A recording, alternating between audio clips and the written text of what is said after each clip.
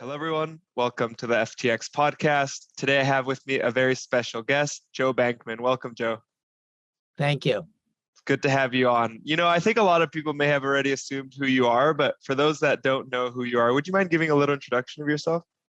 Well, the most relevant thing here is probably that I'm Sam's dad, but I have another life besides that. So for the readers that don't know anything about me, I'm a law professor, among other things.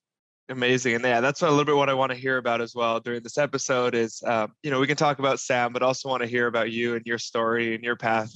And actually just going back in time, I'd be curious where law came into being for you, where you decided that's something that you wanted to pursue.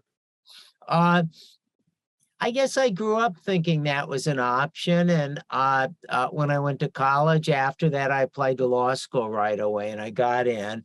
So I was a lawyer by way before most of your listeners were born. I graduated Yale Law School in 1980. And what was the decision to do law based on? I mean, I know a lot of people who are in law school right now, or people who have decided, and a lot of times it seems like it's a pretty hefty decision because it's more years, it's a ton of study, it's a rigorous process. Well, I like school, and you can see that because I never really graduated. I've been at a university ever since. So I wasn't put off by the more school part. In my generation, law was connected to great social change. So you think of school desegregation, the civil rights movement. Lawyers played a big role in all of that. And lawyers then has now played a big role in business. So it seemed to be what you might want to do if you wanted to be kind of at the heart of things. And I guess when you were thinking of this, and that makes a lot of sense, what are some other vehicles that you feel being a lawyer, studying law allow you to do, or changes that you can effectuate in the world? Well, I think if you're interested in a lot of social change in various places like the environment, it's really legally intensive. In fact, all regulatory changes, anytime you work through the government, that's really legally intensive. And then if you love business, lawyers are at the heart of all business transactions. So the good news about law is it puts you pretty much where the action is. Mm-hmm. Got it. And that could either be on the side of business or social causes or whichever direction you choose to take. That's right. And of course, in government too, you could be a judge or a prosecutor or a politician. Right. And so, that's a really interesting point because a lot of lawyers actually make the transition into politics after, right? That's right. So, our current president is a lawyer, for example. Now, obviously, you don't have to be a lawyer to be a politician, but it's a career path for some lawyers, and lawyers disproportionately fill up the ranks of politicians in this country.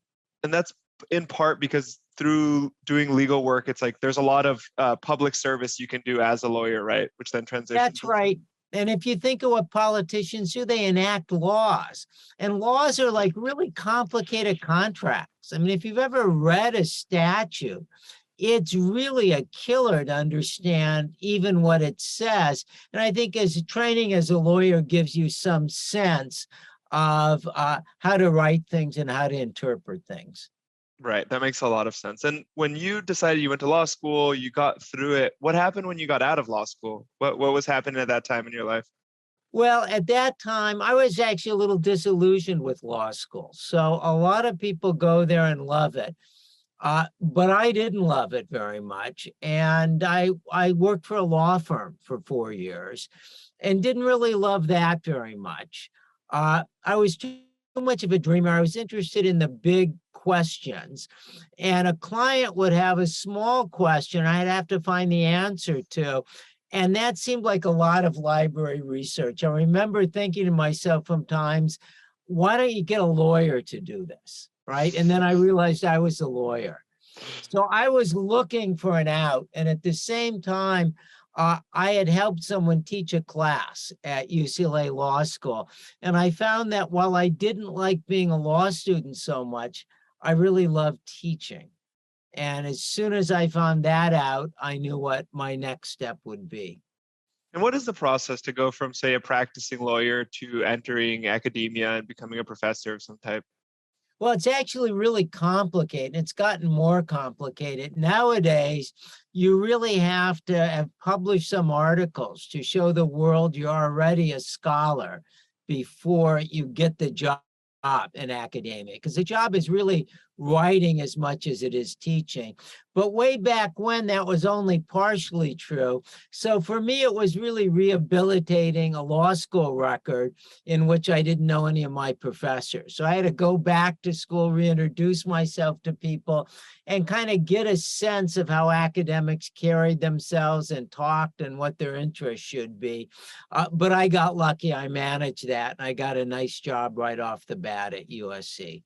And something you touched on there, I think, is really interesting. You said, like, especially now, a large part of this is being a publisher of papers in academia. And is this because a lot of the reputation of the school depends on the issuance of different research papers across the different sections in the university, or what's the thought process behind that? That's right. Law schools are like any other part of the university, and they're really hiring scholars and not teachers.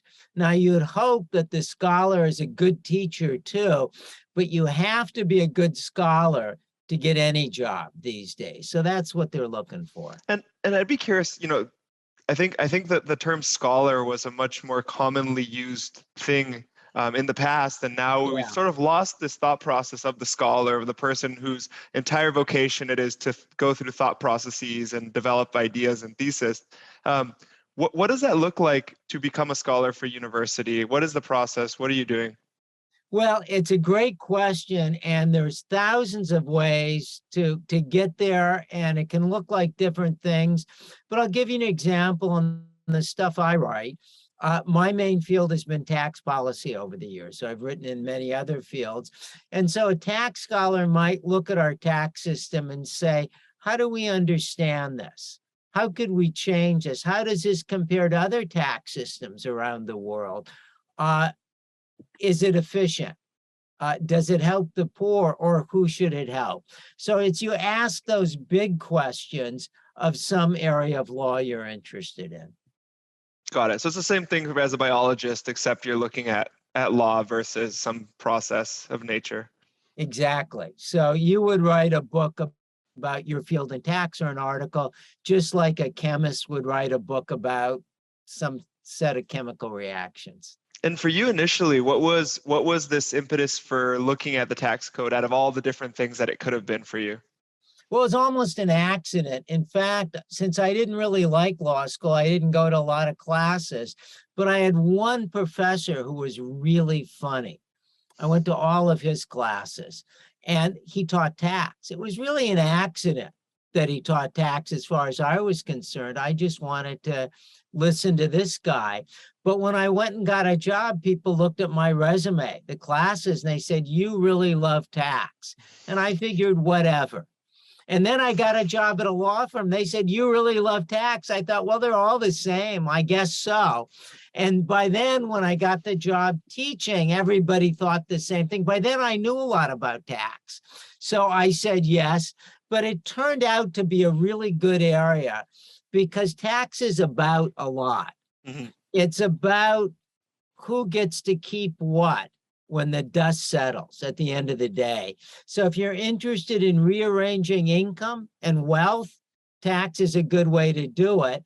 And if you're worried about the government stopping people from being productive, then tax is a place you'd worry about, because if the tax rates get too high, or too high in one area and too low in the other, it's going to distort people's business decisions. And I'm going to be a little annoying here, and I actually want to learn a little bit more about taxes and tax history in the United States specifically.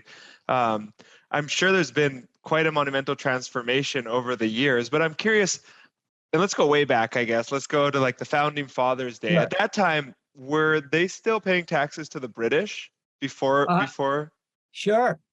In fact, the Boston Tea Party was people pissed off about taxes. So when people today say gas tax is too high, for example, or income tax, that's exactly what the revolutionary soldiers said to start the Revolutionary War. So they were paying taxes, but taxes then were taxes on goods you bought, like teeth. They were import taxes or taxes that would be levied on sales. They're kind of like sales taxes. It wasn't until the 20th century that we started taxing income as opposed to consumption. And what shifted there? And this is actually kind of what I wanted to get to, because there's been a huge shift on this income taxation. What was the impetus behind that? The impetus was people saw that some people were getting very wealthy in the late 19th century. That was the so-called Gilded Age. But you could be wealthy and not pay any tax if you didn't buy a lot of stuff. And so people were looking for a way to get at the great accumulations of wealth. And they thought a tax on income, what you made, was better than a tax on what you purchased. One reason for that is at the time when people thought about taxes on what you purchased, that would be kind of a flat tax. So if Bill Gates purchases some milk and I purchase milk, we're paying at the same tax rate. But if we want to tax income, we can tax income at a higher rate for the people that make more. And is your sense that income taxes was sort of the correct decision, the correct movement to take at that time? Or how do you feel about it? Well, at the time it was, although I think what we've learned is that we can have some of the advantages, maybe, of taxing people only when they spend money, but still make it progressive. That is, take more out of someone that's wealthy than poor. So if we could start all over today, which of course we can't, most nerds like me, most tax policy scholars think we'd start with something like a progressive consumption tax. We would tax you really not until you spent the money out of your bank account, say, but if you took a lot out of your bank account, we tax you at a higher rate than if you took a little bit out of your bank account. Understood. And I guess the flip side of taxation is this accumulation of funds, which governments then deploy for all these different functions. What's your sense? So, I mean, I'm sure, tax income for the government increased enormously when income tax came into place. What's your sense on the government's efficiency in handling these enormous sums of money and whatnot? Well, nobody really knows because it's hard to know how efficient the government is at an army, because nobody else has an army. So Right. I think generally most people think the government isn't as efficient as private enterprise. And if we could farm things out, that might be great. But it's really hard to farm things out like the police force and our army. So we really tend to use government for things where private enterprise doesn't clearly work as well. Mm-hmm. Right. That makes a lot of sense. And if let's say, I know you've worked on different policy changes and have had theories on what you think better policies would be. What are some things that would make the tax system more efficient, both perhaps on the spending side, but also on ease for the citizens of the United States? Well, one thing I've worked on, and thank you for asking that, Tristan. I think you know part of the answer because, of course, you and I have talked from time to time. But one thing I've worked upon is making filing taxes easier. I mean, every April 15th, 160 million taxpayers in this country get a really complicated form that asks them to report a lot of information. But almost everything you have to report, like how much interest you earned from a bank and whether you made money from a stock trading account, the government already knows because third parties like your employer and your bank have already reported that to the government. So why should the government ask you for things it already knows? Why doesn't it start the ball rolling by telling you what it knows, like, say, Visa does? Mm-hmm. I mean, they don't send you a blank piece of paper each month. Fill in all your purchases. And say, yeah, give us all your purchases. And if you get it wrong, you face penalties. They say, here's what's in our computer. Tell us if we're wrong. So that's one of the things I've been involved with for many years, trying to make filing taxes easier. And it's part of the reason it's so difficult at the moment because it allows for more audits and sort of like more authority, or what do you think the reasoning is? Well, I think we just didn't think it out very well in the past.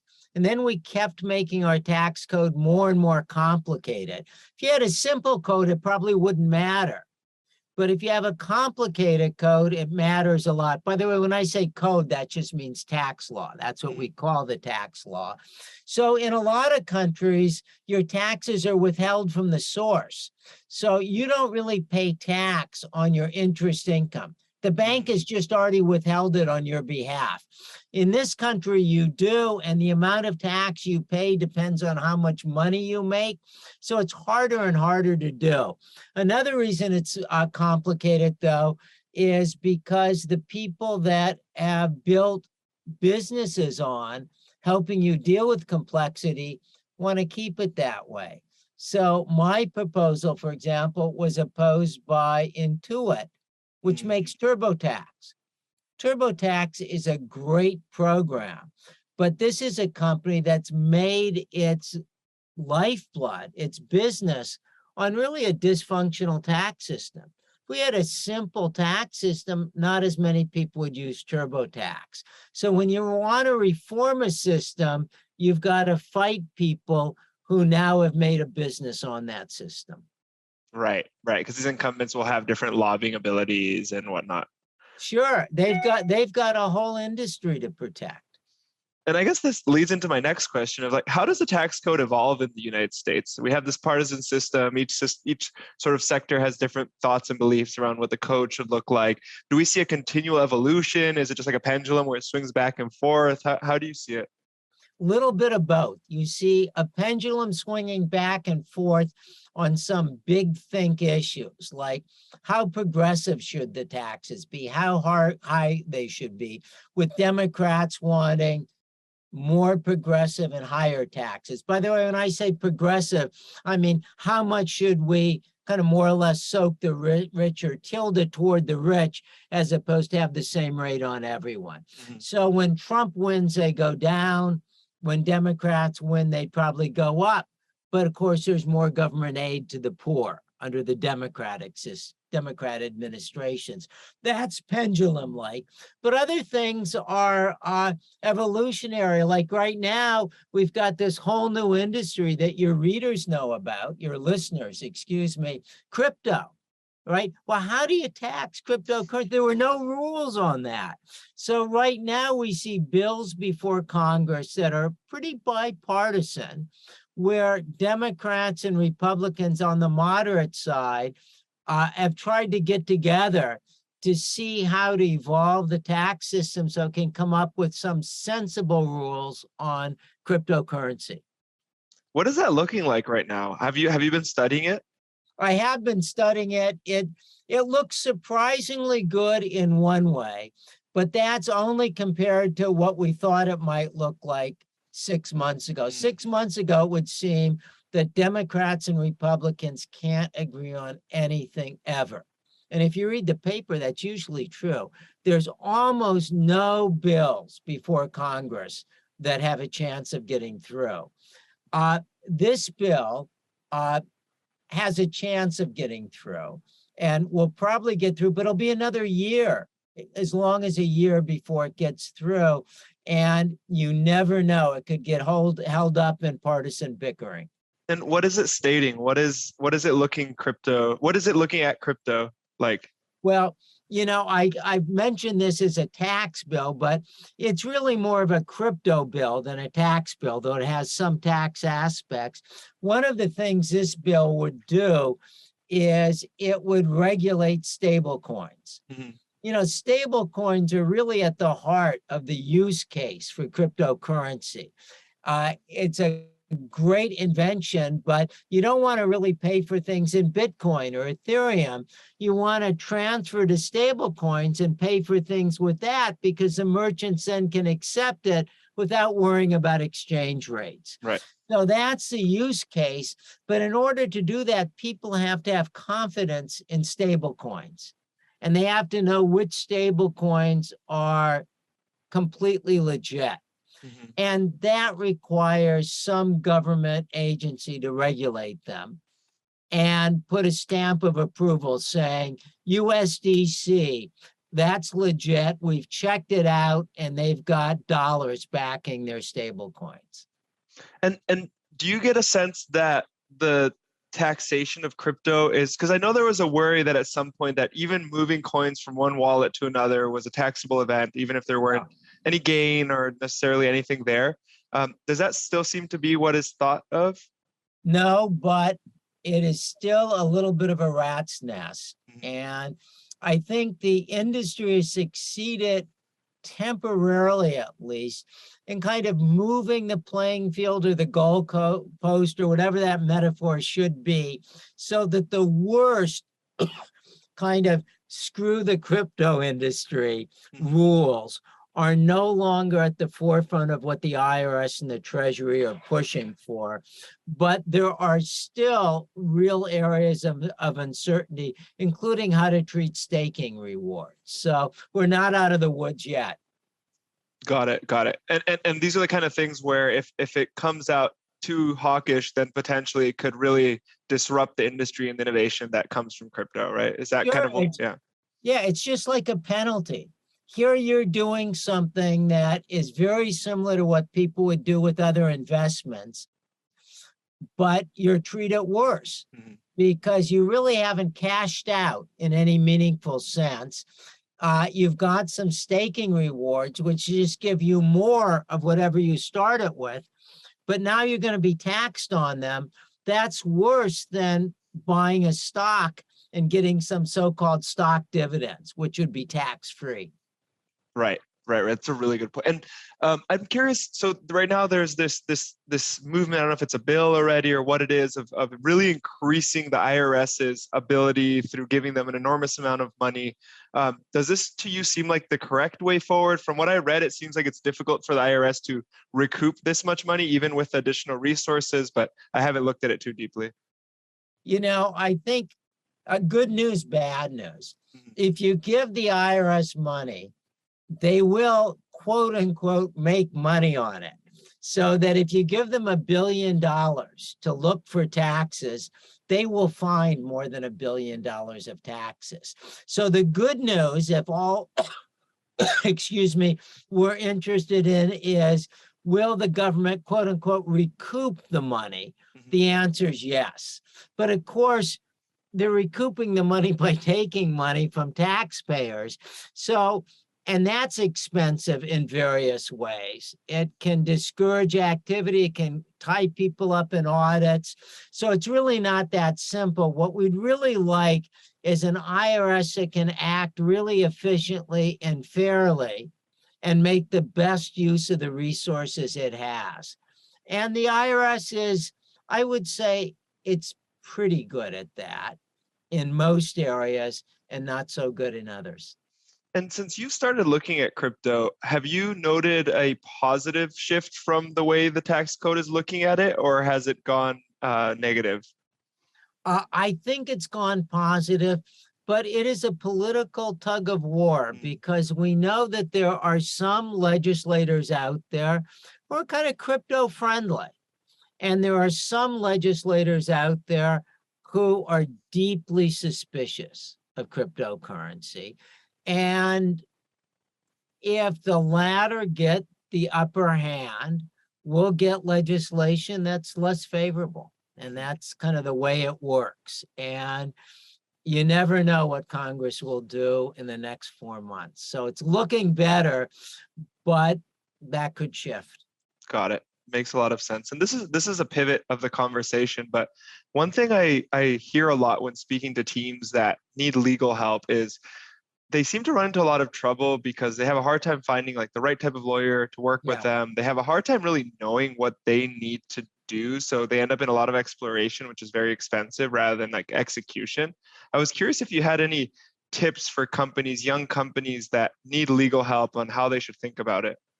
Yeah, it's a great question. And, you know, having the right kind of lawyer is so important.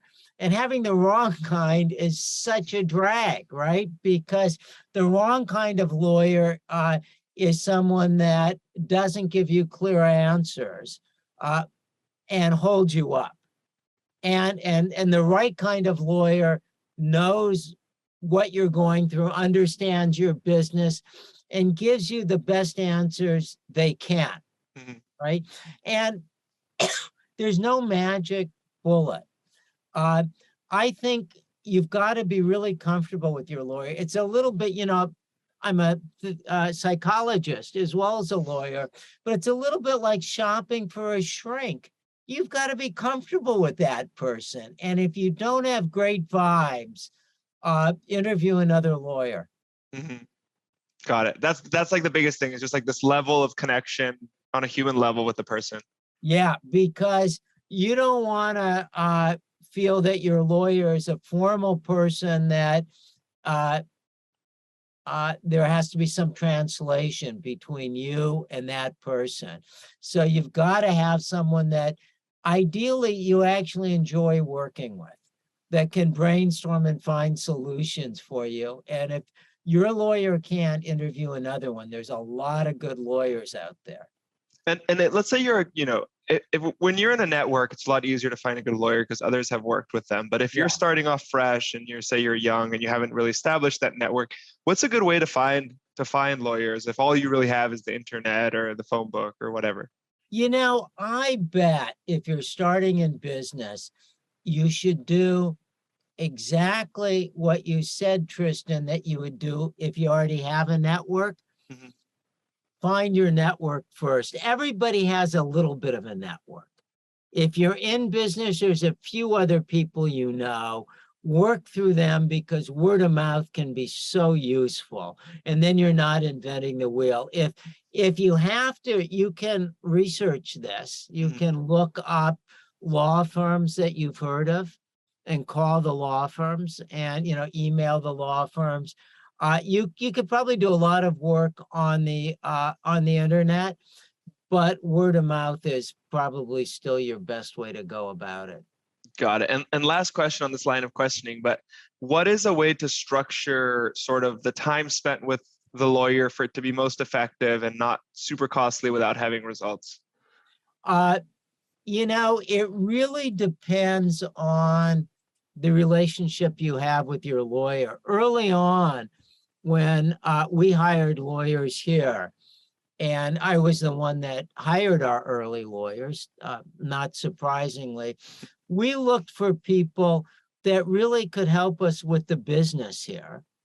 And in that case, we actually wanted as much time as they would give us.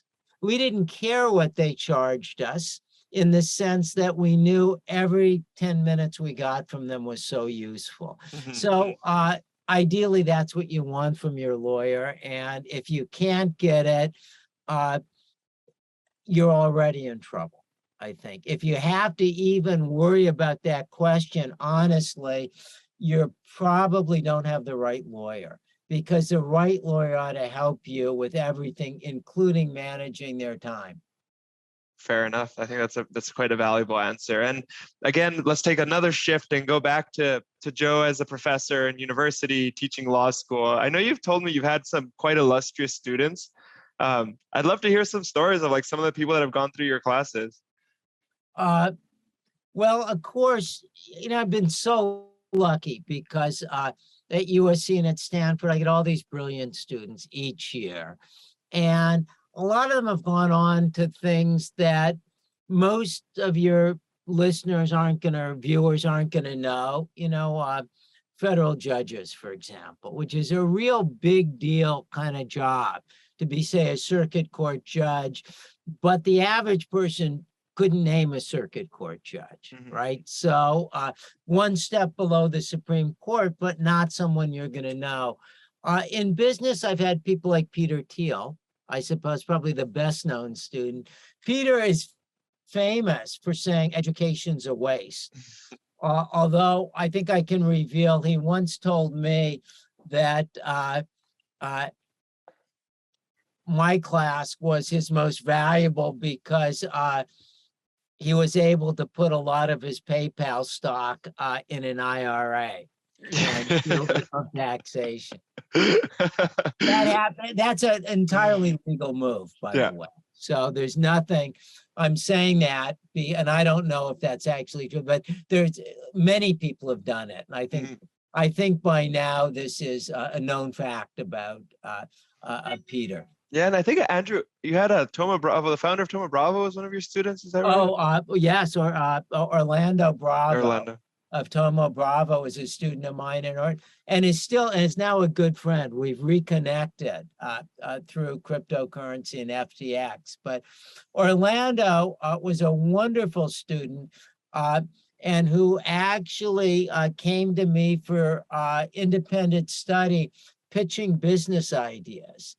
And let's just say that the ideas he finally came up with were much more successful than some of the early ideas he and the other student pitched to me.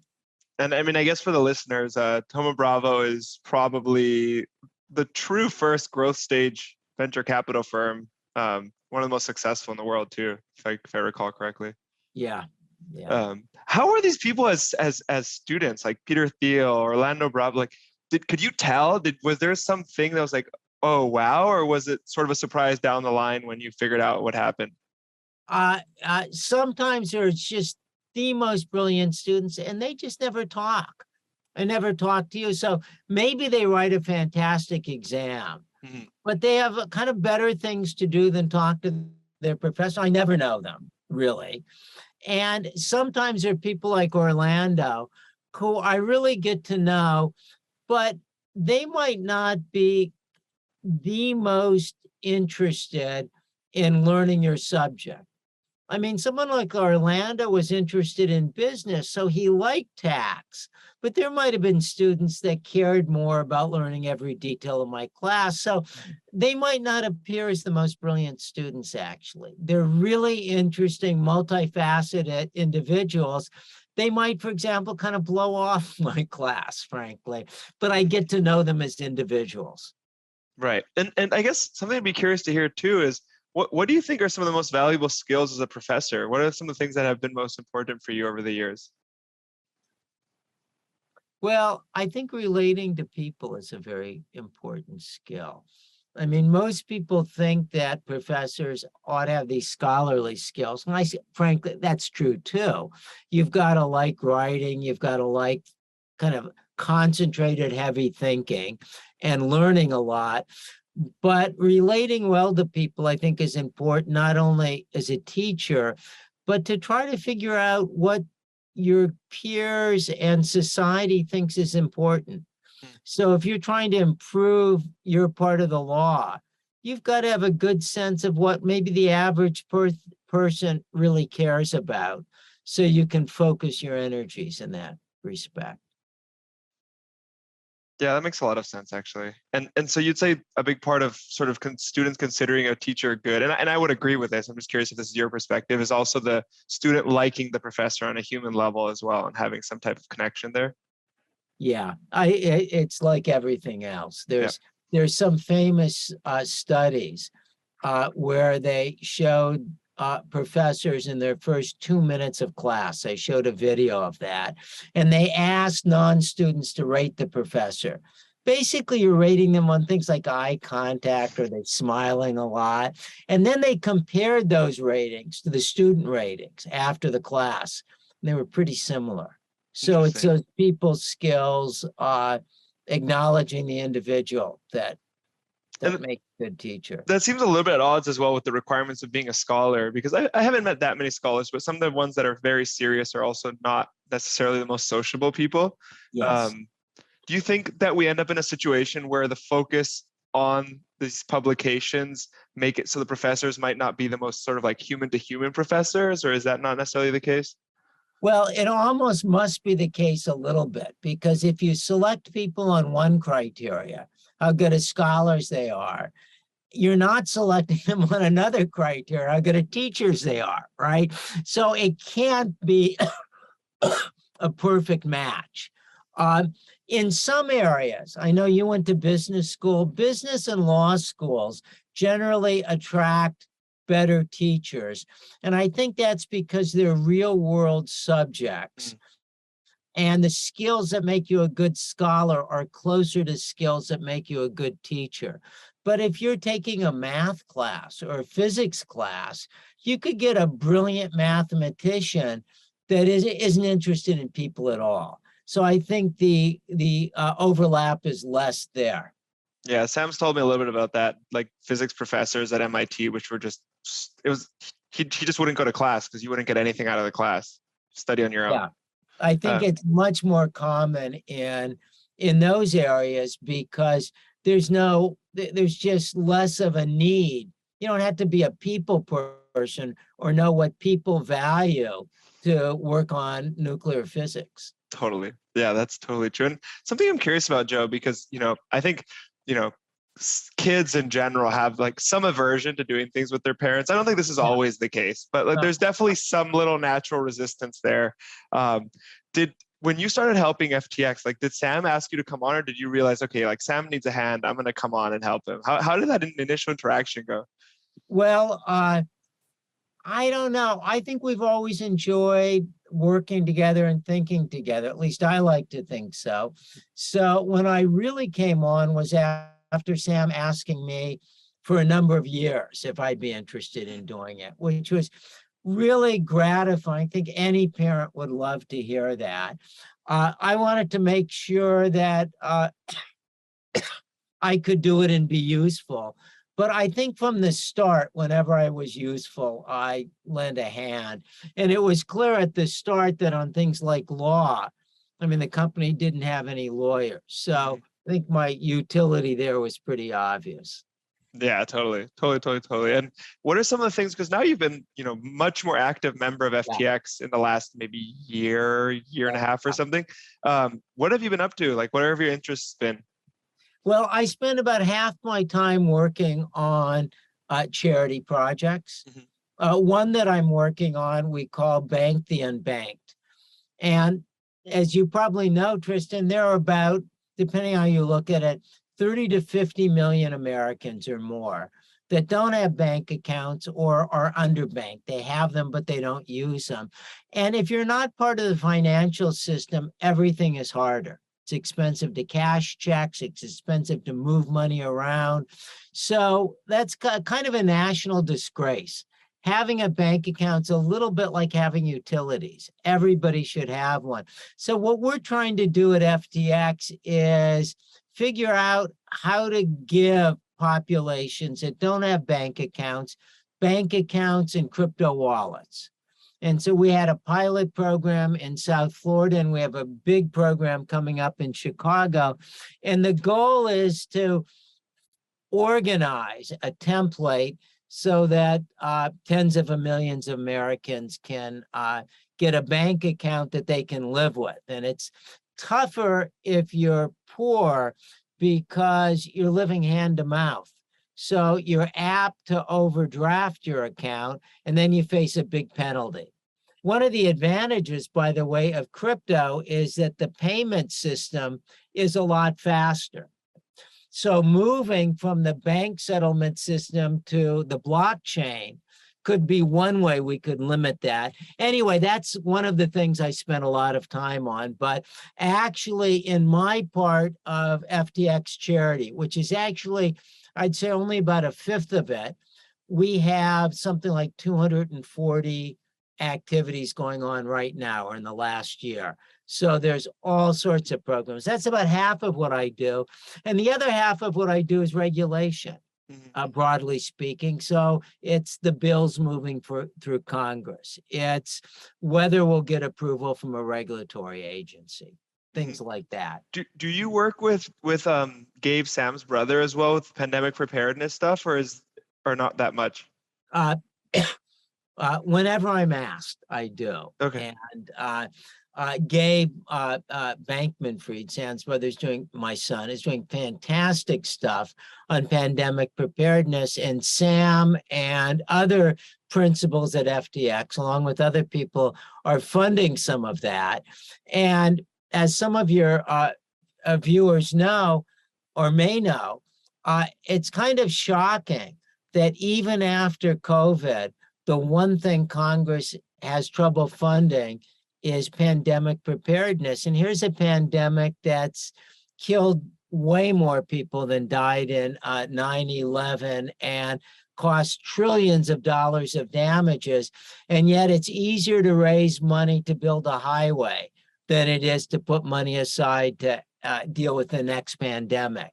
So I do help Gabe a little bit with that, but mostly that's work that he and others are doing themselves. I just cheer it along. Got it. And back to the bank then back. So essentially what they could end up with is something like an FTX app where they can receive their salary into if they're working a job, or they can have the FTX card where they can spend their balances from their crypto wallet. Is that sort of how it would work? Exactly right. What we're doing is, like all FTX app users, you get a bank account with your app if you want it. So in Chicago, for example, we're working with justice impacted families. A lot of poor families, especially their people of color, have had family members spend time in prison. That's what we mean by justice impacted. And everything is harder once you get out. And almost none of these people have bank accounts. So what we're giving them is what we give all FTX US users, which is an app that is tied to a bank account, and it's tied to a debit card, an FTX card, basically a Visa card.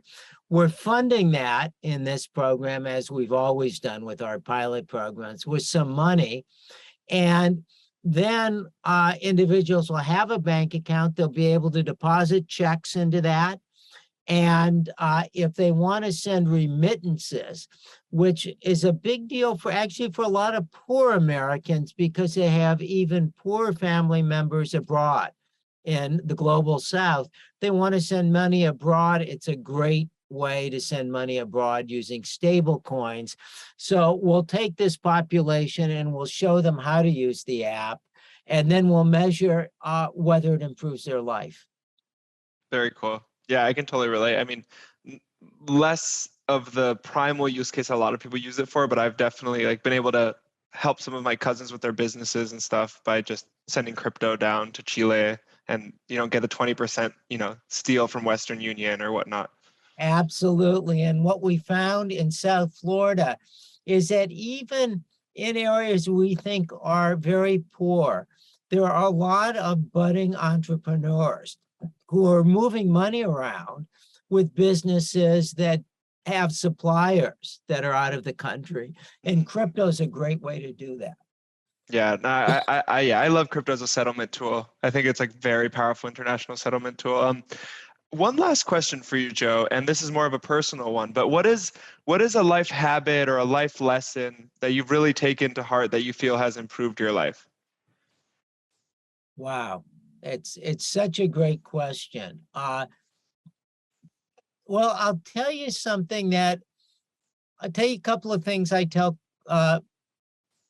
my clients in therapy, which works for me too. One is giving gratitude. If you can say thank you to someone or thank someone, or even think about someone who has done you a good turn, you'll be happier. It's kind of like a little bit of a magic bullet. You'll feel a lot of your hostility and anger and anxiety fade away. And I really use that. Another thing later in life is exercise. Same kind of thing. It's kind of a magic bullet. So if you're not doing it or willing to try it, same effect on anger and anxiety and depression. Thank you for sharing. Yeah, I wholeheartedly agree with both of those. Try and keep the gratitude strong all the time. It makes for a better life for sure. Yeah. Thank you so much for coming on, Joe. I really appreciate it. Great to be on, Tristan. Cool.